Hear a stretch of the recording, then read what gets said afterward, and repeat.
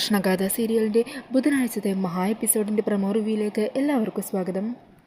അങ്ങനെ കൃഷ്ണയെ കണ്ട് സത്യങ്ങളെല്ലാം തുറന്നു പറഞ്ഞ് കൃഷ്ണയെ മനസ്സിലാക്കി നവേൻ്റെ ഭാര്യയാക്കി കളരിക്കിലേക്ക് കൊണ്ടുപോകാനായിട്ട് തീരുമാനിച്ച് ഗോപാലൻ്റെ വീട്ടിലെത്തുവാൻ നന്ദൻ എന്ന നന്ദൻ വരുന്നത് കണ്ട് അവർ നന്ദൻ്റെ കൺമുമ്പിൽ പെടാതെ പുറകുവശത്ത് കൂടി അവിടെ നിന്നും സ്ഥലം വിട്ട് കളയുവാണ്. ഈ സമയം നന്ദൻ സുനന്ദയോട് കൃഷ്ണയും തങ്കത്തെക്കുറിച്ച് ചോദിക്കുന്നുണ്ടെങ്കിലും സുനന്ദയാണെങ്കിൽ ഒന്നും വിട്ടു പറയുന്നില്ല കേട്ടോ.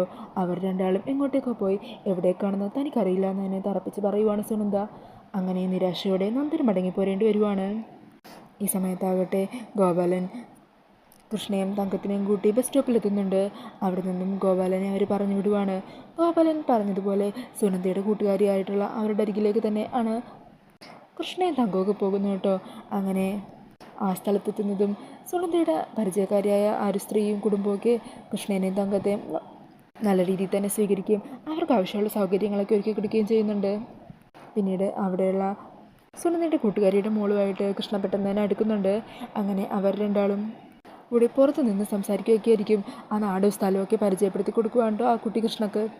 അന്നേരം അവിടെയുള്ളവരൊക്കെ അനിയൻ സാർ എന്ന് പറഞ്ഞ ഒരാളെക്കുറിച്ച് പറയുന്നുണ്ട്. അന്നേരം കൃഷ്ണ ചോദിക്കണേ, ആരാ ഈ അനിയൻ സാറ്? അയാൾ എവിടെ നിന്നാണ് വരുന്നത്? അന്നേരം ആ പെൺകുട്ടി പറയണേ, അയാളെ ജയിലിൽ നിന്നാണ് വരുന്നത്. പിന്നീട് പ്രമോൾ കാണിക്കുന്നത് കഥയിലെ പ്രധാനപ്പെട്ട ഒരു കഥാപാത്രത്തിൻ്റെ എൻട്രിയാണ്. അത് മറ്റാരുമല്ല, കൃഷ്ണയുടെയും ഗാഥയുടെയും അച്ഛനായ ശ്രീനിവാസൻ്റെ എൻട്രി. ശ്രീനിവാസനാണ് കേട്ടോ നേരത്തെ കൃഷ്ണ ചോദിച്ച അനിയൻ സാറ്. അങ്ങനെ ജയിലിൽ നിന്ന് റിലീസായിട്ട് അവിടുത്തെ ഫോർമാലിറ്റീസൊക്കെ തീർത്ത് അവിടെ സൈനൊക്കെ ചെയ്ത് ശ്രീനിവാസൻ പുറത്തിറങ്ങുവാണ്. പിന്നീട് പ്രമോയിൽ കാണിക്കുന്നത് ശ്രീനിവാസനും കൃഷ്ണയും തമ്മിൽ കണ്ടുമുട്ടുന്നതാണോ.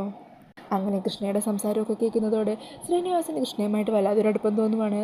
എന്നിട്ട് ശ്രീനിവാസൻ കൃഷ്ണയുടെ തലയിൽ വെച്ച് അവൾക്ക് അനുഗ്രഹമൊക്കെ കൊടുക്കുന്നുണ്ട്. അന്നേരം കൃഷ്ണക്കും വല്ലാത്തൊരു സന്തോഷം തോന്നുവാണ് കേട്ടോ. തനിക്ക് വേണ്ടപ്പെട്ട ഒരാൾ തൻ്റെ അരികിൽ നിൽക്കുന്നത് പോലെ കൃഷ്ണക്കും തോന്നുവാണ്.